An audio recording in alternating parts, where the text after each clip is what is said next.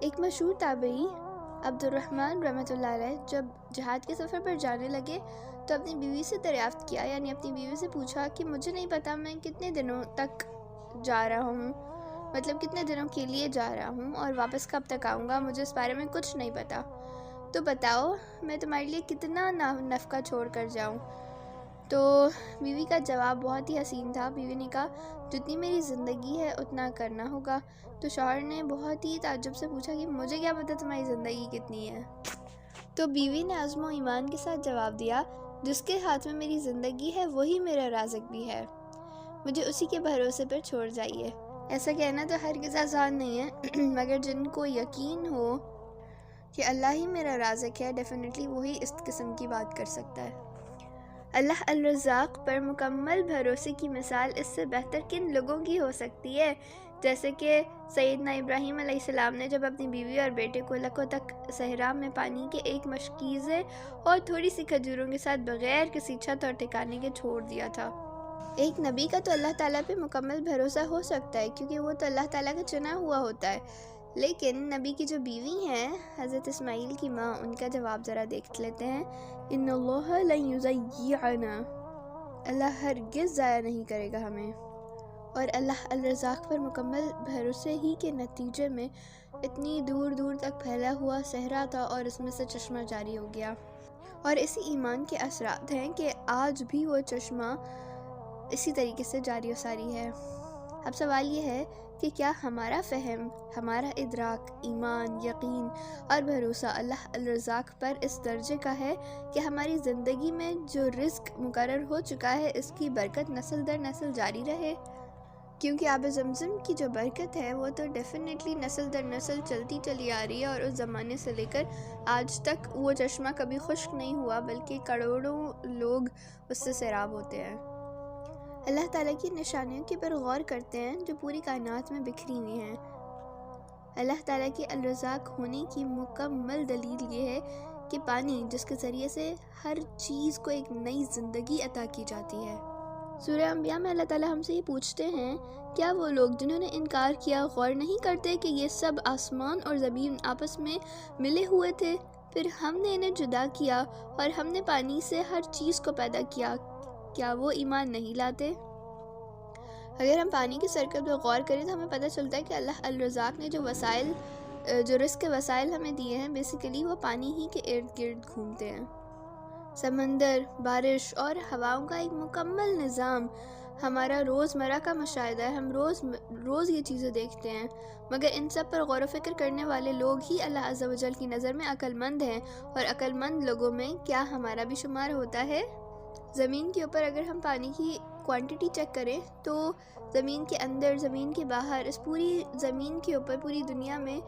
جتنی پانی کی مقدار انسانوں کو یا جانوروں کو یا جتنے جانداروں کو زندہ رہنے کے لیے چاہیے وہ اللہ تعالیٰ نے اتنی ہی پانی کی مقدار اس دنیا میں رکھ دی ہے، زمین پہ رکھ دی ہے، اور زمین کے اندر اتنا پانی ہے کہ زمین کو بھی زرخیز کر دیتا ہے وہ پانی۔ جس طرح پانی ہمارے لیے امپورٹنٹ ہے اسی طرح سورج بھی ہمارے لیے امپورٹنٹ ہے۔ سورج کی حرارت ہمیں چاہیے ہوتی ہے، اس کی گرمی ہمیں چاہیے ہوتی ہے تاکہ انسان یا جتنے بھی جاندار مخلوقات اس دنیا میں ہیں وہ سب زندہ رہ سکیں۔ اور واٹر سائیکل تو سب کو ہی پتہ ہے کہ سمندر سے جو واٹر ویپرز ہوتے ہیں وہ اٹھا لیے جاتے ہیں، ان کو بادلوں کی شکل میں آسمان کے اوپر معلق رکھتا ہے اللہ تعالیٰ۔ تو کون ہے جو بغیر کسی برتن کے پانی کو زمین و آسمان کے درمیان محفوظ کر دے؟ ڈیفینیٹلی اللہ ہی تو ہے نا۔ سورہ نور میں اللہ تعالیٰ ہم سے پوچھتے ہیں کیا تم دیکھتے نہیں ہو اللہ تعالیٰ بادلوں کو آہستہ آہستہ چلاتا ہے، پھر اس کے ٹکڑوں کو باہم جوڑتا ہے، پھر اس کو سمیٹ کر ایک کثیف بادل بنا دیتا ہے، پھر تم دیکھتے ہو کہ اس کے خول سے بارش کے قطرے ٹپکتے چلے آتے ہیں، اور وہ آسمان سے ان پہاڑوں کی بدولت جو بلند ہیں اولے برساتا ہے۔ یہ جو بادل ہیں ہمارے، ان کو بھی ایک جگہ سے دوسری جگہ منتقل کرنا بہت ہی عظیم انتظام ہے، اور ڈیفینیٹلی وہ اللہ الرزاق نے ہی کیا ہے۔ اللہ تعالیٰ سورہ روم میں فرماتا ہے اللہ عز و جل ہی ہے جو ہواؤں کو بھیجتا ہے، پھر وہ ان بادلوں کو آسمان میں پھیلا دیتا ہے، پھر جس طرح چاہتا ہے ان ٹکڑوں میں تقسیم کر دیتا ہے، پھر تو دیکھتا ہے کہ بارش کے قطرے زمین پر ٹپکتے چلے آتے ہیں، یہ بارش وہ اپنے جن بندوں پر چاہتا ہے برساتا ہے۔ اسی طرح اگر ہمارے پاس بہت زیادہ رزق ہے تو صرف اس کو بچا بچا کے اپنے پاس نہیں رکھنا، بلکہ اس کو دوسروں کے ساتھ بھی بانٹنا ہے۔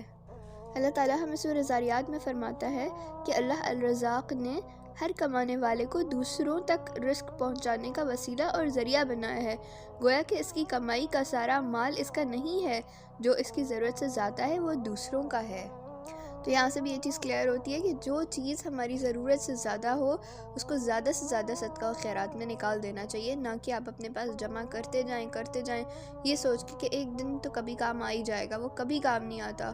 بلکہ الٹا ٹائم ویسٹیج ہوتا ہے کہ آپ دوبارہ وہ چیزیں نکالتے ہیں، صاف کرتے ہیں، پھر رکھ دیتے ہیں۔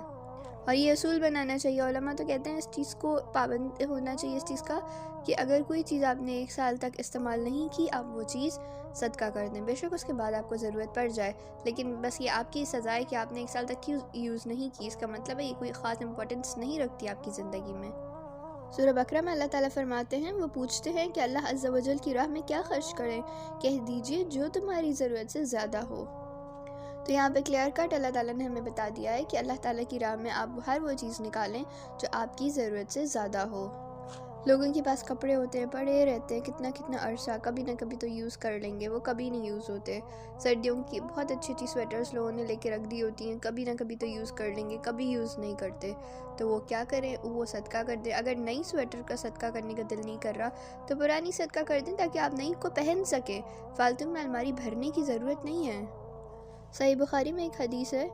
مصعب بن سعد رضی اللہ عنہ بیان کرتے ہیں کہ میرے والد سعد رضی اللہ عنہ کو گمان ہوا کہ انہیں اپنے سے کمتر لوگوں پر فضیلت حاصل ہے، یعنی انسان کے اندر تھوڑا سا ایک فخر آ جاتا ہے نا کہ یہ مجھ سے کمتر ہے، میں تھوڑا سے بڑھ کر ہوں۔ تو رسول صلی اللہ علیہ وسلم نے فرمایا، تمہیں مدد اور رزق محض تمہارے کمزوروں اور نادانوں کی وجہ سے ملتا ہے، یعنی کہ جو کمزور ہیں، جو ایسے لوگ ہیں جو کما نہیں سکتے، ان کا رزق بھی اللہ تعالیٰ ایک ایسے شخص کے ہاتھ میں رکھ دیتا ہے جو کما سکے۔ اچھا، یہودی یہ کہتے تھے کہ اللہ تعالیٰ جس کو غریب رکھنا چاہے تو ہم کیا کریں؟ تو یہ جس کے پاس پیسہ ہے اس کے لیے امتحان ہے کہ وہ کیا کرتا ہے، پیسے سے غریب کی مدد کرتا ہے یا نہیں کرتا ہے۔ اب جو انسان حلال کی کمائی کرتا ہے، اللہ تعالیٰ اس کی عبادت کے اندر بھی ایک لذت اور ایک سرور رکھ دیتا ہے، اور جو شخص حرام کی کمائی کی طرف جاتا ہے تو اس کے ساتھ سب سے بڑا نقصان یہ ہوتا ہے کہ اس کو عبادت کی لذت سے وہ شخص محروم ہو جاتا ہے۔ پرانے وقتوں کا ایک واقعہ ہے کہ ایک شخص نے گناہ کیا اور اس کو ایسا لگا کہ اب اس کے گناہ کی وجہ سے اللہ تعالیٰ اس کا رزق روک دیں گے، لیکن ایسا نہیں ہوا۔ تو اس کے اندر نا فخر آ گیا اپنے گناہ کی وجہ سے کہ دیکھو میرا رزق تو نہیں روکا۔ تو اس شخص کو ایک آواز آئی، اس آواز میں یہ کہا گیا اس کو کہ تیرا رزق روک دیا گیا ہے۔ تو اس نے پوچھا کہ وہ کیسے؟ تو جواب آیا، کیا تجھے عبادت کی لذت سے محروم نہیں کر دیا گیا؟ تو اگر ہم حرام کی طرف جاتے ہیں تو نہ صرف عبادت کی لذت سے بھی محروم ہو جاتے ہیں بلکہ ہماری کوئی دعا بھی قبول نہیں ہوتی۔ نبی صلی اللہ علیہ وسلم نے فرمایا کہ ایک شخص بہت لمبا سفر کر کے آتا ہے، اس کے گندے بال ہیں، یعنی غبار سے اٹے ہوئے بال ہیں، اور اپنے دونوں ہاتھ آسمان کی طرف پھیلاتا ہے اور پکارتا ہے یا رب یا رب، جبکہ اس کا کھانا حرام کا ہے، اس کا پینا حرام کا ہے، اس کا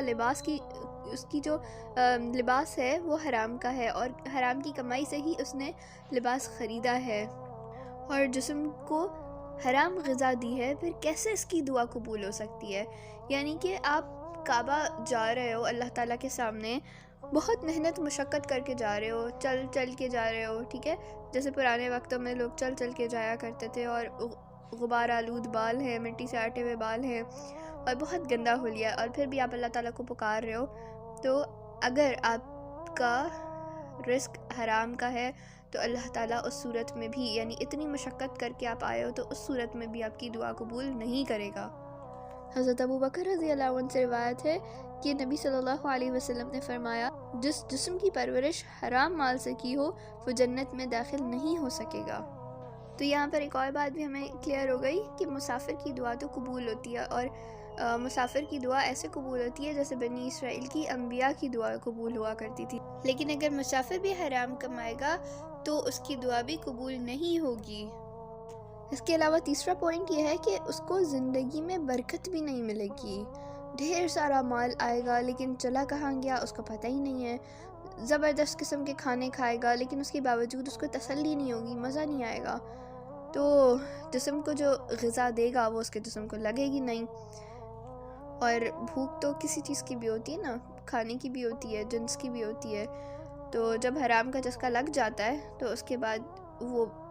کبھی بھی مطمئن نہیں ہوتا، اس کا دل کرتا ہے زیادہ سے زیادہ میرے پاس آئے۔ تو یہ اللہ تعالیٰ کی ایک بہت بڑی سزا ہوتی ہے اس کے لیے۔ جب کہ آپ ایک غریب بندے کو دیکھیں، اس کے پاس تھوڑا سا بھی ہوتا ہے، وہ اللہ تعالیٰ کا شکر ادا کرتا ہے۔ ایک چھلی والا دیکھ لیں، ایک مزدور دیکھ لیں، ان کے پاس کیا ہوتا ہے، چھوٹے چھوٹے گھر ہوتے ہیں کچے پکے سے، اس پہ بھی آپ جا کے ان سے پوچھیں کہ کیا حال ہے، سب ٹھیک ہے، تو آگے سے کہتے ہیں جی اللہ کا شکر ہے۔ اور ایک امیر انسان ہے، آپ اس سے جا کے پوچھیں تو وہ رونے ہی روتا رہتا ہے۔ ہر ایک کی بات نہیں ہو رہی یہاں پہ، لیکن جو اسپیسیفکلی حرام کمائے گا تو وہ اللہ تعالیٰ نے کیونکہ یہ کہہ دیا ہے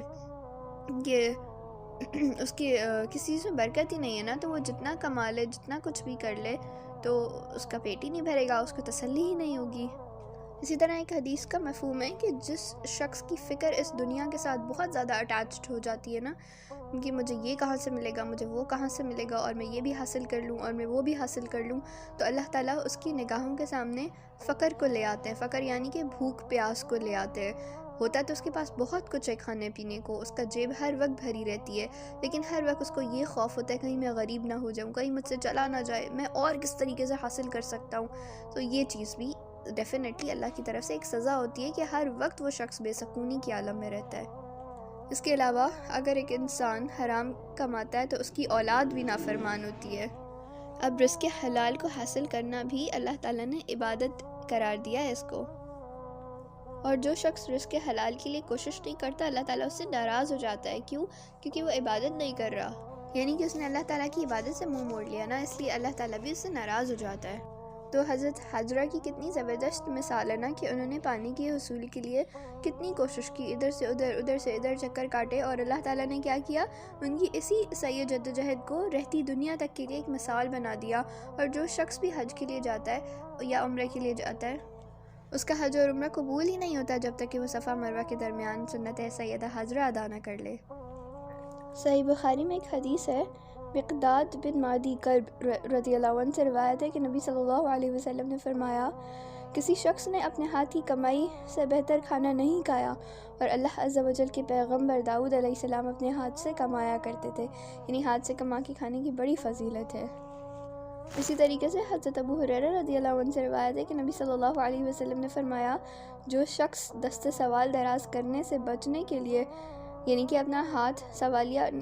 اٹھانے کے لیے، یہ مجھے پیسے چاہیے، مجھے یہ چاہیے، مجھے وہ چاہیے، دوسروں کے آگے سوال کرنے کے بجائے اپنے اہل و عیال کی ضرورت خود پوری کرتا ہے، اپنے ہمسائے کے ساتھ احسان کرنے کی غرض سے جائز طریقے سے دنیا یعنی کہ مال کماتا ہے، تو وہ قیامت کے روز اللہ تعالیٰ کہ ہاں اس حالت میں سے اس کی ملاقات ہوگی کہ اس کا چہرہ 14ویں کی چاند کی طرح روشن ہوگا۔ اور اس کے علاوہ اس کے برخلاف وہ شخص جو دولت میں اضافہ کرنے، لوگوں پر فخر جتانے اور نام و نمود کے لیے دنیا حاصل کرے گا، اگرچہ جائز اور حلال طریقے سے ہی کیوں نہ ہو، قیامت کے روز اس حال میں اللہ سے ملے گا کہ اللہ اس پر سخت غضبناک ہوگا۔ اس سے یہ بات بھی ہمیں پتہ چلتی ہے کہ وہ شخص جو اپنے گھر والوں کی ضروریات کو پورا کرنے کے لیے کماتا ہے، اپنے پڑوسیوں کی ضرورت کو پورا کرنے کے لیے کماتا ہے، تو اللہ تعالیٰ بہت خوش ہوں گے آخرت والے دن اس شخص سے۔ اور اسی کے اپوزٹ میں ایک ایسا شخص ہے جو صرف اس لیے کماتا تو حلال ہی ہے، لیکن کماتا صرف اس لیے تاکہ اس کا ایک نام بنے، ایک فخر اس کے اندر پیدا ہو جائے، غرور پیدا ہو جاتا ہے نا ڈیفینیٹلی جب ایک انسان کے اندر بہت پیسہ آتا ہے، اور وہ تو کما ہی اسی لیے رہا ہے کہ وہ فخر و غرور میں مبتلا ہو سکے، وہ لوگوں کے اوپر اپنی بڑائی کو جتا سکے، تو اللہ تعالیٰ قیامت والے دن بہت زیادہ غصے میں ہوں گے ایک ایسے شخص کے ساتھ جو صرف شو آف کے لیے پیسے کماتا ہوگا۔ کیونکہ ڈیفینیٹلی جب آپ کے پاس پیسہ بہت زیادہ ہو جاتا ہے اور آپ غرور و تکبر میں چلے جاتے ہو، تو آپ کا جو غریب ہوتا ہے وہ بہت زیادہ پس جاتا ہے اس چکر میں، اور ڈیفینیٹلی وہ احساس کمتری میں بھی جاتا ہے، اور پھر وہ کیا کرتا ہے، وہ حلال الحرام کو نہیں دیکھتا اور بلکہ حرام راستے کی طرف نکل پڑتا ہے۔ تو اس طریقے سے میں ایک ایگزامپل دوں، ہمارے ہاں شادیاں کس طریقے سے ہوتی ہیں، تو اللہ تعالیٰ بس بچا کے رکھے، اتنا خرچ اس پہ کریں گے پاگلوں کی طرح، اور جو بیچارہ غریب ہے وہ حسرت سے دیکھتا رہتا ہے کہ کاش میں بھی اپنی بیٹی یا بیٹے کی شادی اس طریقے سے، اس دھوم دھام سے، اتنا پیسہ خرچ کر کے کر سکوں۔ حالانکہ عقل سے اگر ہم کام لیں تو عقل یہ کہتی ہے کہ جو خرچہ آپ نے شادی پہ اتنا کر لیا، ہالز کے لیے اتنے خرچے، ڈیکوریشنز کے لیے اتنے خرچے، کھانوں کے لیے اتنے خرچے، وہی ساری اماؤنٹ آپ میاں بیوی کو دے دو تاکہ وہ آگے اپنی زندگی کو بہتر طریقے سے گزار سکیں۔ لڑکا ہے تو وہ اچھے طریقے سے اپنی گھر کو لے کے چل سکے، کوئی بزنس سٹارٹ کر سکے، کچھ بھی کر سکے۔ لیکن وہ پیسہ جو ایک دن کی شوشا کے اوپر خرچ کیا گیا، ایک دن کے مزے اڑانے کے لیے خرچ کیا گیا، بہتر نہیں تھا کہ وہی پیسہ فار لانگ رن میاں بیوی کے ہاتھ میں رکھ دیا جاتا اور وہ اپنی زندگی کو اپنے طریقے سے آگے بڑھا بھی سکے اور اپنے طریقے سے انجوائے بھی کر سکے۔ اور ان کی بھی الگ قسم کی فیوچر پلاننگ بھی ڈیفینیٹلی ہوگی کہ ہم کیا کیا کر سکتے ہیں اس پیسے سے، کس طریقے سے اپنے آپ کو مزید سٹیبل کر سکتے ہیں۔ تو ڈیفینیٹلی عقل کا تقاضا تو یہی ہے۔ اور حدیث میں آتا ہے کہ جتنا کم خرچہ ہوگا اتنی زیادہ برکت والی شادی ہوگی۔ تب آپ آج کی شادیوں کو دیکھیں، برکتیں ہی نہیں ہیں۔ ابھی شادی ہوئی ہے، کچھ عرصے بعد خبر ملتی ہے طلاق ہو گئی ہے، یا اتنی نوک جھوک ہوتی رہتی ہے، تو برکتیں ہی ختم ہو گئی ہیں، کیونکہ ہم نے اللہ تعالیٰ کے حکم کے اپوزٹ کرنا شروع کر دیا۔ کم خرچ میں برکت زیادہ ہوتی ہے، اس چھوٹے سے کانسیپٹ کو سمجھنے کی ضرورت ہے ہمیں۔ ہمارے یہاں ایک کام والی تھی، اس نے اپنی بیٹی کی شادی کرنی تھی، تو اس نے کسی سے اچھا خاصا قرض مانگ لیا۔ وہ قرض تھا تقریباً 2 لاکھ، تقریباً یہ 5-6 سال پرانی بات ہے۔ 2 لاکھ اس کے لیے تو بہت بڑی اماؤنٹ تھا، کیونکہ جو ظاہر ہے 10,000 15,000 کماتا ہو مشکل سے، وہ بھی اس کے لیے 2 لاکھ بہت بڑی اماؤنٹ ہے۔ تو کیا ہوا کہ جس لڑکے سے اس نے اپنی بیٹی کی منگنی کی، اس نے بیسیکلی منگنی کے لیے بہت زیادہ پیسے لے لیے تھے، تو وہ لڑکا کہیں نہر میں ڈوب گیا، یا واللہ عالم کہیں ڈوب کے وہ شخص مر گیا۔ اب کیا ہوا، اس عورت کے سر پہ تو اتنا بڑا قرضہ آ کے ڈیفینیٹلی لگا ہی تھا۔ تو یہ کیا ہے، ہم بیسیکلی اپنے غریبوں کو خود مشکل میں ڈال رہے ہیں اس قسم کی حرکتیں کر کے۔ اگر آپ کے پاس بہت پیسہ ہے تو ضروری نہیں ہوتا کہ ہر چیز کی شو آف کی جائے، بلکہ عقل سے اس کو پراپر جگہ پہ لگایا جائے۔ اسی طریقے سے ایسے تاجر، ایسے بزنس مین جو لوگ حلال طریقے سے اپنے کام کو چلاتے ہیں، اس کے بارے میں حدیث میں آتا ہے کہ وہ لوگ انبیاء کے ساتھ کھڑے کیے جائیں گے۔ لیکن اگر ایسا شخص جو حرام کماتا ہے اور ڈنڈی مارتا ہے، سودا لیتا تو پورا ہے لیکن دیتا جب ہے تو وہ ڈنڈی مار دیتا ہے، بیچ میں کم کر کے دیتا ہے، یا کچھ نہ کچھ حساب اوپر نیچے کر دیتا ہے، تو اس شخص کے لیے بہت عذاب کی وعیدیں ہیں۔ سورہ مطففین میں اللہ تعالیٰ فرماتا ہے، تباہی ہے ڈنڈی مارنے والوں کے لیے، جن کا حال یہ ہے کہ جب لوگوں سے لیتے ہیں پورا لیتے ہیں، اور جب ان کو ناپ تول کر دیتے ہیں تو انہیں گھاٹا دیتے ہیں، کم چیزیں دیتے ہیں۔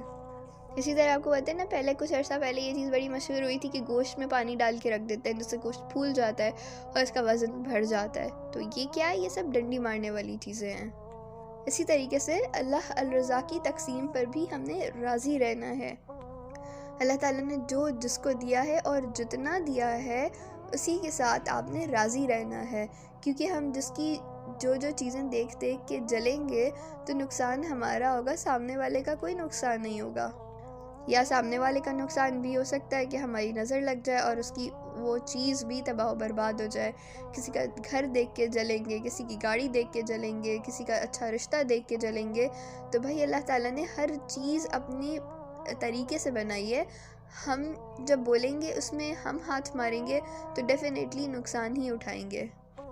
اللہ تعالیٰ کے فیصلوں پر راضی رہنے کے لیے نبی صلی اللہ علیہ وسلم نے ہمیں کچھ کلمات سکھائے ہیں، ایک بہت پیاری دعا سکھائی ہے،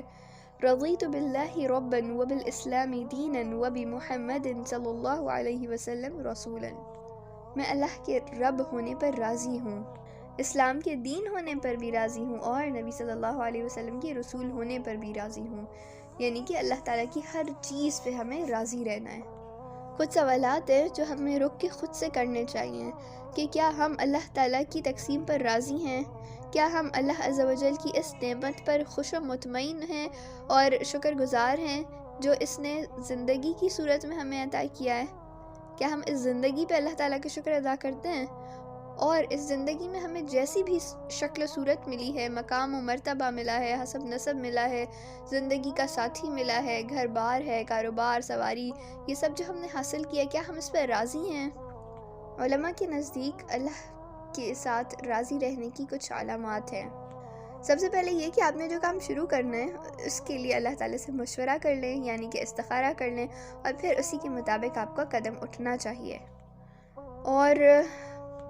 اس کام کو انجام دینے کے لیے صرف اور صرف حلال جائز وسائل اور جائز ذرائع کا استعمال کرنا ہے. اور اگر ہمیں کسی معاملے کا فیصلہ کرنے والا بنا دیا جائے تو اس میں بھی دل کے اندر کی تنگی، کڑواہٹ، تذبذب محسوس نہ کرنا اور نفس کی اکساہٹوں اور شیطانی وسوسوں سے بچنے کی کوشش کرنی ہے اور دعا بھی کرنی ہے. اور پھر نتائج کچھ بھی ہوں، اللہ تعالیٰ کے فیصلے پر راضی رہنا ہے اور دل میں اس کی محبت و قربت کو محسوس کرنا ہے. اور اللہ تعالیٰ کی رضا میں راضی رہنے کے لیے اس حدیث کے اوپر ہماری نظریں ہر وقت جمی رہنی چاہیے کہ دین کے معاملے میں اپنے سے بہتر اور دنیا کے معاملے میں اپنے سے کمتر کو دیکھو. کیونکہ ہم جب بھی اپنے سے اوپر کو دیکھتے ہیں تو ہمارے دل میں زیادہ کرنے کا ایک جذبہ پیدا ہوتا ہے. تو جب ڈیفینیٹلی ہم مال والے لوگوں کو دیکھتے ہیں تو ہمارے دل میں بھی یہ جذبہ پیدا ہوتا ہے، خواہش پیدا ہوتی ہے کہ ہمارے پاس بھی یہ ہو وہ ہو. تو اللہ تعالیٰ نے کیا فرمایا ہے کہ نہیں، تم نے کس کو دیکھنا ہے؟ دین میں دیکھنا ہے اپنے سے اوپر، کہ مجھ سے اوپر کون شخص ہے جو بہترین طریقے سے دین کے اوپر عمل کر رہا ہے. تو پھر کیا ہوگا؟ پھر ہمارے